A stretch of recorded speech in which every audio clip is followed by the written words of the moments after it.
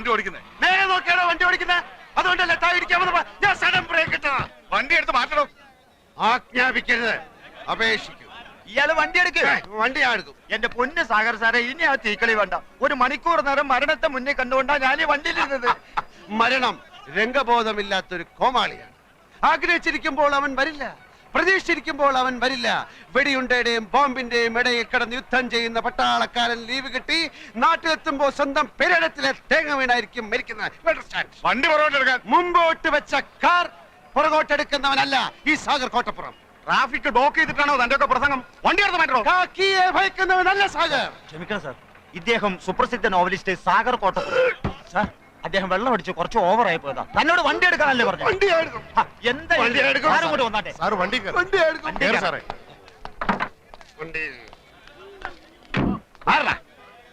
ഒന്ന് ചോദിച്ചോട്ടെ പോലീസുകാരെ, ഈ തഹസിൽദാരുടെ വീട് ഏതാണ്?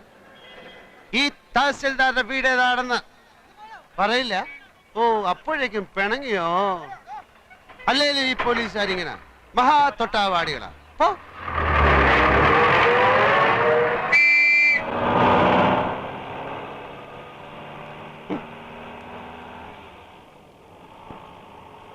ഡ്രൈവറെ, തഹസിൽദാരുടെ വീട് അന്വേഷിച്ചു.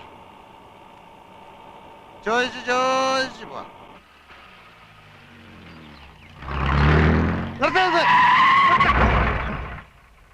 ഈ വീട് കണ്ടിട്ട് ഒരു തഹസിൽദാരുടെ വീട് തോന്നുന്നില്ലേ? ഇത്രയും വലിയ ബംഗ്ലാവോ? ആയിക്കൊടുന്നില്ല. എന്തായാലും സംശയം തീർത്തിട്ട് പോവാം.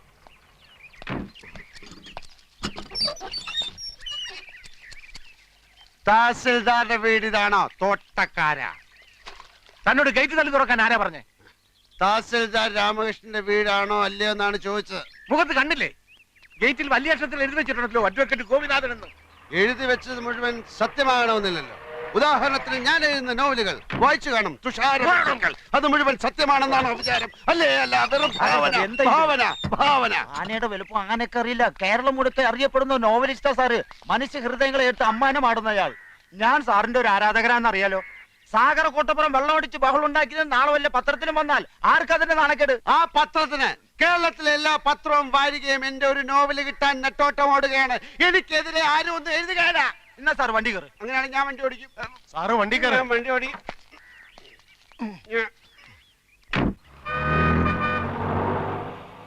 സാർ എത്ര നാള് കാണും ഈ തഹസിൽദാരുടെ കൂടെ? 30 ആഴ്ചക്കുള്ള ഒരു തുടരൻ ഉടൻ വേണം. ഒരു സർവീസ് സ്റ്റോറിയെ ഉദ്ദേശിക്കുന്നത്. ഒരു സർക്കാർ ഓഫീസിലെ അഴിമതി, കുതികാൽ വെട്ട്, പ്രേമം, ഗർഭം, അതൊക്കെയാ വിഷയം. അപ്പൊ സർക്കാർ ഓഫീസിലെ രീതികൾ, ദൈനംദിന ജോലികൾ, മറ്റ് വിശദാംശങ്ങൾ, രാമകൃഷ്ണനുമായ ഒരു ചർച്ച. അതിപ്പോ എത്ര ദിവസം എടുക്കുന്നൊന്നും പറയാൻ മേല. ഈ രാമകൃഷ്ണനെ തഹസിൽദാരായി ഇങ്ങോട്ട് സ്ഥലം മാറ്റം വാങ്ങിച്ചു കൊടുത്ത ഞാനാ. നല്ലവനാ, പക്ഷെ ഒരു കുഴപ്പമുള്ളൂ, 3 പെഗ് കൂടുതൽ അടിക്കുകയല്ല. ഞങ്ങളെ രാമവർമ്മ ക്ലബിലെ ചീട്ടുകളി ഫ്രണ്ട്സാ. സാറ് ചീട്ടും കളിക്കൂ? ആ, കാശ് വെച്ചേ കളിക്കൂ. സാറിന്റെ നായകന്മാരൊക്കെ എന്തുമാത്രം സൽഗുണ സമ്പന്നന്മാരാ. ആ നായകന്മാരുടെ സൃഷ്ടാവ് ഇങ്ങനെയുള്ള ആളാണെന്ന് ആരാധകർ അറിഞ്ഞാൽ ഒരു തേങ്ങയിലടോ. എടോ, താനടക്കമുള്ള എന്റെ എല്ലാ ആരാധകന്മാരും വെറും കിഴങ്ങന്മാരാ. എന്താണോ എന്റെ നോവലുള്ളത്? പണക്കാരിയായ ഒരു കാമുകി, കൂലിവേലക്കാരനായ കാമുകൻ, വില്ലൻ കാമുകിയുടെ അച്ഛൻ. ഇതേ ഞാൻ എടുത്ത് മറിച്ചിടും. പുതിയതിൽ കാമുകൻ പണക്കാരൻ, കാമുകി കൂലിവേലക്കാരി, അച്ഛൻ സെയിം. പിന്നത്തെ നോവലിൽ പശ്ചാത്തലം മാത്രം മാറും. റബ്ബർ എസ്റ്റേറ്റിന് പകരം ഒരു ഫാക്ടറി, മത്സ്യത്തൊഴിലാളിക്ക് പകരം തേങ്ങ വെട്ടുകാരൻ. എല്ലാത്തിലും കാണുവോ ഒരു റേപ്പ്, ഒരു ഒളിച്ചോട്ടം, ഒരു സ്റ്റണ്ട്, പിന്നെ ഒരു സെക്സ്.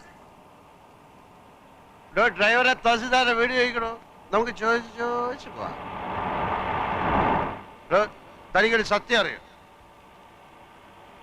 പൂങ്കിളി വാരികയിലെ മന്ദാര പുഷ്പങ്ങൾ എന്ന നോവൽ എന്ന നോവലിസ്റ്റ് CV രാജമ്മ ഞാനാ. ക്രിസ്ത്യൻ പശ്ചാത്തലത്തിൽ നോവലുകൾ എഴുതുന്ന മാത്യു പള്ളിപ്പറമ്പിൽ ആരാന്ന? അതും ഞാൻ തന്നെ. അങ്ങനെ എത്രയോ പേരുകളിൽ ഞാൻ എഴുതിക്കൊണ്ടേയിരിക്കും. ആരാധകന്മാര്, പുണ്ടാക്കന്മാര്. എടോ, ഞാനാകുന്ന നോവലിസ്റ്റ് CV രാജമ്മയ്ക്ക് ഒരു ദിവസം വരുന്ന പ്രേമലേഖനങ്ങളുടെ എണ്ണം 200 കൂടുതലാ. അറിയാം? എടോ, ഒരു അന്തവും കുന്തവും ഇല്ലാതെ താനിത് എങ്ങോട്ടാ ഓടിക്കുന്നത്? എടോ, ഡ്രൈവറെ തഹസിൽദാരുടെ വീട് ചോദിക്കണോ? നമുക്ക് ചോദിച്ചു പോവാം. ചോദിച്ചു പോവാം. ചോദിച്ച്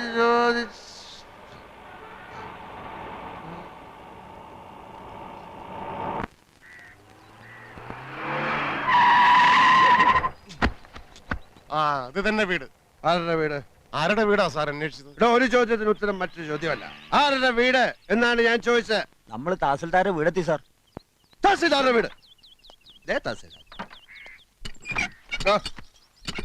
കുപ്പിയില് ബാക്കിയില്ലേ? ഇനിയും വേണോ? കുപ്പിയില് ബാക്കിയില്ലേ എന്നാണ് ചോദിച്ചത്. തഹസിൽദാരെ, എടാ തഹസിൽദാരെ സാർ. Get out. ഞാനും തഹസിൽദാരുമായിട്ടുള്ള ബന്ധം എനിക്ക് അറിഞ്ഞൂടാ. അപ്പൊ ഞാൻ ഇനി എന്ത് ചെയ്യണം സാർ? താൻ ഇതുവരെ എന്ത് ചെയ്തുകൊണ്ടിരിക്കുകയായിരുന്നോ അതന്നെ ഇനിയും ചെയ്താൽ മതി. Good night and pay this cash to that driver. തഹസിൽദാരെ, രാമകൃഷ്ണ, രാമകൃഷ്ണ, കൃഷ്ണ കൃഷ്ണ, രാമകൃഷ്ണ, രാമകൃഷ്ണ, രാമകൃഷ്ണ.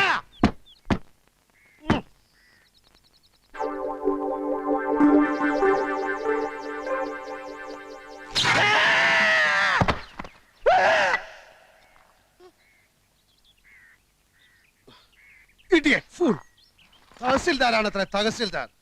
ഇവിടെ ഒരു സ്വിച്ച് നന്നാക്കി വെക്കാൻ അറിയാത്തവനാണോ ഒരു താലൂക്ക് നന്നാക്കാൻ നടക്കുന്ന റാസ്കൽ? പഠിച്ച മദ്യവും വേസ്റ്റ് ആയി.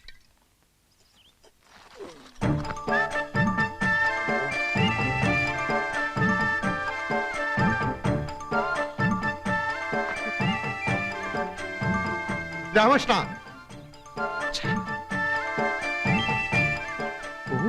ഫ്രിഡ്ജൊക്കെ ഉണ്ടോ? അപ്പൊ സോഡ കാണും. ഇതിനകത്തേക്ക് ഞാൻ എങ്ങനെ അത് കിടക്കുന്നത്?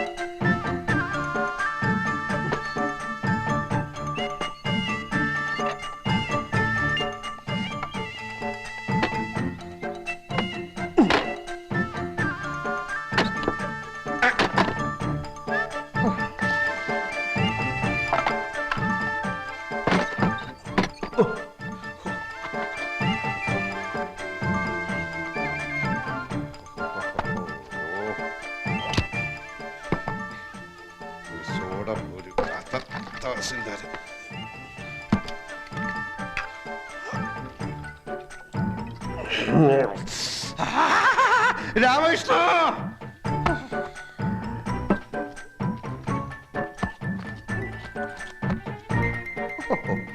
ഇവൻ ഫുൾ സെറ്റപ്പിലാണല്ലോ.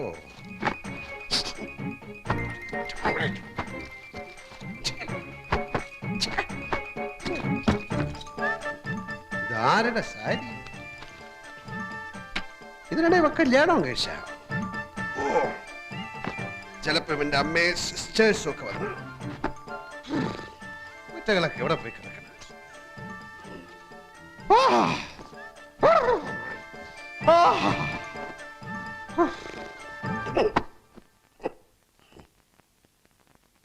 ഒരു മുണ്ടു കിട്ടാൻ എന്ത് വഴി?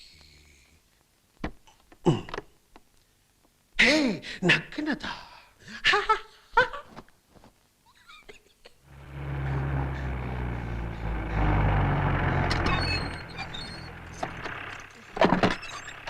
കാലത്ത് 8:30.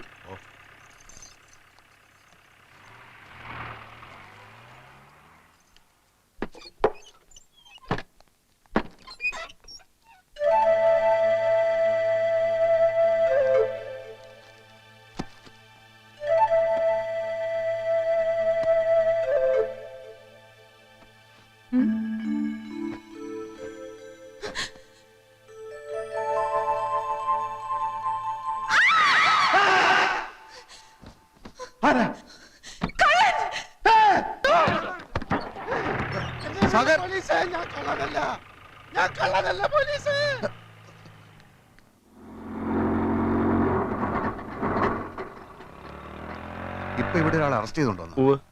അയ്യോ, മോഷ്ടിക്കാനൊന്നും അല്ല മാഡം, ഒരബദ്ധം പറ്റിപ്പോയതാ. അദ്ദേഹം പ്രസിദ്ധനായ നോവലിസ്റ്റ് അല്ലേ? യെസ് യെസ്, അത് വേണ്ട വിധത്തിൽ ഞാൻ കൈകാര്യം ചെയ്തോളാം. ആ, ശരി ശരി, ഞാൻ ഏറ്റു. സാഗർ താനേതിപ്പം പാതാളത്തിൽ പോയി കിടക്കായിരുന്നോ? താനല്ലേ ഇവിടുത്തെ തഹസിൽദാർ? എന്തുണ്ടാവാൻ? പോലീസുകാരെടുത്ത് നന്നായി പെരുമാറി. ഭാഗ്യത്തിന് ഇവിടുത്തെ എസ് ഐ ഒരു ബോർണ, എന്റെ നോവലുകളുടെ ആരാധകൻ. താനിതുവരെ തഹസിൽദാരായില്ലേ? അതൊക്കെ പറഞ്ഞാൽ ഒത്തിരി ഉണ്ട്. ആ വീട്ടിൽ എന്താ സംഭവിച്ചത്? ഒരു കിഴങ്ങെ തന്റെ വീടാണെന്ന് കരുതി പുറവേശിച്ച വാതിലിന്റെ ഓടാമ്പൽ ഇളക്കി ഞാൻ അകത്ത് കയറി മൂക്കറ്റം വെള്ളം അടിച്ചോണ്ട് ഈ മാക്സി കൊടുത്തോണ്ട് അവളുടെ കട്ടിൽ കിടന്ന് ഉറക്കിപ്പോയി. സോറി. അയ്യോ, പറ്റിപ്പോയി. സാഗർ സാറേ, അപ്പോഴേ സാഗർ സാറേ, താൽഷീദാർ വിടുന്ന ലക്ഷണമില്ല. കേസാക്കണമെന്നാ പറയുന്നത്. ഞാൻ പുതിയ തഹസിൽദാരുടെ ഫ്രണ്ടാണെന്ന് പറഞ്ഞില്ലേ? അതാ കൂടുതൽ കുഴപ്പമായത്. ആ റാസ്കളുടെ ഫ്രണ്ട് ആണെങ്കിൽ മനഃപൂർവ്വം വീട്ടിൽ അതിക്രമിച്ച് കിടന്നായിരിക്കും അത്രേ. റാസ്കൽ എന്ന് പറഞ്ഞോ? പറയും. ഒരു തഹസിൽദാരും വേറൊരു തഹസിൽദാരെ റാസ്കൽ എന്ന് വിളിക്കുക? എന്റെ സാഗറെ, ആ പെണ്ണും പിള്ളേ എനിക്ക് ചാർജ് തരാതെ ഉടക്കി നിൽക്കുക. അപ്പോ സാറാണോ ഈ പറഞ്ഞ? അതെ, ആ റാസ്കൽ ഞാൻ തന്നെ. സോറി സർ, ഇരിക്കണം. ഞാൻ ചാർജ് ഇല്ലാത്ത തഹസിൽദാരല്ലേ, ഇരിക്കുന്നില്ല. അപ്പൊ സാഗറിന്റെ കാര്യം എങ്ങനെയാ? അതാ ഞാനും ആലോചിക്കുന്നത്. സാഗർ സാറിന്റെ മിക്ക നോവലുകളും ആർത്തിയോടെ വായിച്ചിട്ടുള്ളവനാ ഞാൻ. അകലും തോറും അടുക്കുന്നവൾ എന്ന നോവലുണ്ടല്ലോ, അതിലെ ഓരോ സംഭവം ഇപ്പോഴും മനസ്സിൽ മായാ കിടക്കുക. സാറിന്റെ പുതിയ നോവലുകൾ ഏതൊക്കെയാ? പുതിയത് കുറെ അല്ല, അത് കേസിന്റെ കാര്യം എങ്ങനെയാ? ഞാൻ വല്ലാത്ത ധർമ്മസങ്കടത്തിലാ. വീടിന് മുമ്പിൽ ആരെങ്കിലും സൈക്കിൾ ബെല്ലടിച്ചാൽ കേസാക്കുന്ന വട്ടുപിടിച്ച സ്ത്രീ അവർ. എന്തായാലും എഫ്ഐആർ ഞാൻ എഴുതുന്നില്ല. ആ സ്ത്രീയോട് ഞാൻ ഒന്നുകൂടി സംസാരിച്ചോട്ടെ. എടോ ഫ്രാൻസിസേ, സാർ, എങ്ങോട്ടാ പോകുന്നത്? ഈ വാടക വീടുണ്ട്. വാടക വീടുണ്ട്. ഇവരെ ജീപ്പിൽ വീട്ടിൽ കൊണ്ടാക്കും. സാർ, നന്ദി ഇൻസ്പെക്ടർ, 1000 നന്ദി. എനിക്കിപ്പോ ഓർമ്മ വരുന്നത് ഉല്ലാസത്തേന്മഴയിലെ റോബർട്ട് പ്രിൻസിയോട് പറയുന്ന ഡയലോഗാ. നന്ദി പ്രിൻസി, 1000 നന്ദി. താങ്കളെ കണ്ടതൊരു മഹാഭാഗ്യമായി ഞാൻ കരുതുന്നു. വീണ്ടും കാണാം. വീണ്ടും വീണ്ടും.